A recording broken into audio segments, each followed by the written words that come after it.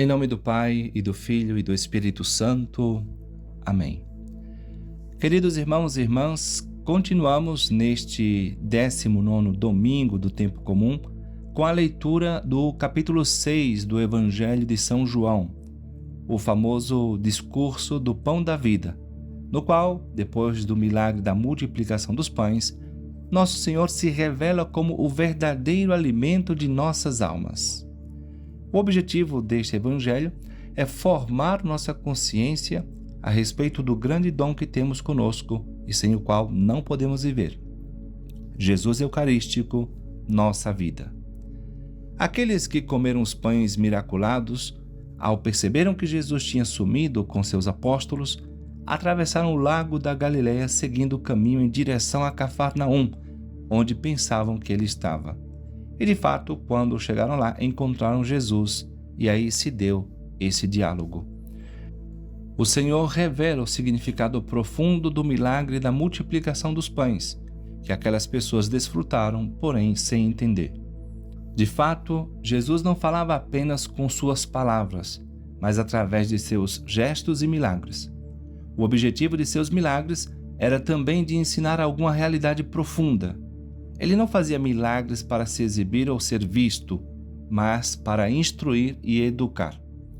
A maioria daqueles homens não entendia isso e procurava Jesus, como ele mesmo declarou com grande tristeza, não pela fé, mas pelo pão, não porque entenderam o seu ensinamento, mas simplesmente porque tinham comido pão sem trabalhar nem pagar. Neste discurso, o Senhor revela, porém, o significado do seu milagre.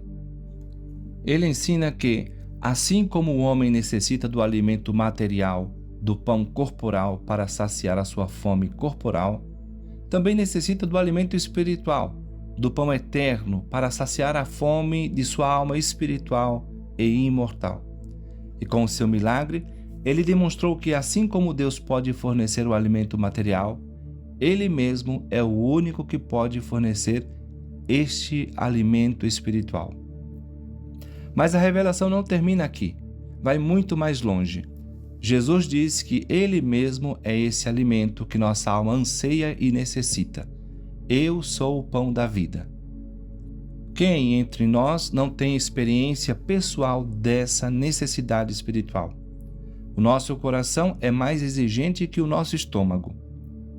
A fome e a insatisfação espirituais são mais exigentes do que a fome corporal. A fome do corpo produz dor corporal. A fome da alma produz, pelo contrário, angústia e aflição, e levou muitos homens e mulheres ao suicídio. Por isso Jesus nos diz: eu sou o pão da vida. Eu sou aquilo que você precisa para viver em paz e ser feliz. Mas examinemos melhor esta declaração do Senhor. Para ensinar a relação que deve existir entre Ele, verdadeiro Deus e verdadeiro homem, e nós, Jesus realiza o milagre da multiplicação dos pães e se compara com o pão. Esta referência ao pão, à alimentação, não é por acaso, mas proposital. Existem coisas que nós usamos habitualmente e que certamente necessitamos, mas que, no entanto, permanecem fora de nós, externas a nós. Algumas pessoas precisam de um carro para se locomover. Para trabalhar, precisamos de ferramentas de trabalho. Mas estas coisas e muitas outras, embora necessárias, permanecem sempre externas a nós. E, portanto, se eu não tivesse carro e não tivesse meios de transporte, não poderia ir a muitos lugares, mas isso não seria a morte para mim. Por outro lado, existem coisas necessárias à vida que não são externas a nós e às quais devemos nos unir para viver, pois somente tê-las não basta. A alimentação é uma delas. Não me basta ter pão, devo unir-me a ele. Eu tenho que comê-lo. Posso ter uma padaria cheia de pães, mas se não os comer, morrerei de fome. Comida e bebida são necessidades essenciais. O carro, as ferramentas e muitas outras coisas são necessidades acidentais. Jesus fala de uma vida que não é meramente natural, mas de uma vida eterna, sobrenatural, pois existe uma vida eterna assim como há uma morte eterna. Notemos que se trata de um alimento diferente, pois disse nosso Senhor: Eu sou o pão da vida. Os vossos pais comeram maná no deserto e, no entanto, morreram. Eis aqui o pão que desce do céu. Quem dele comer nunca morrerá. Eu sou o pão vivo descido do céu. Quem comer deste pão viverá eternamente.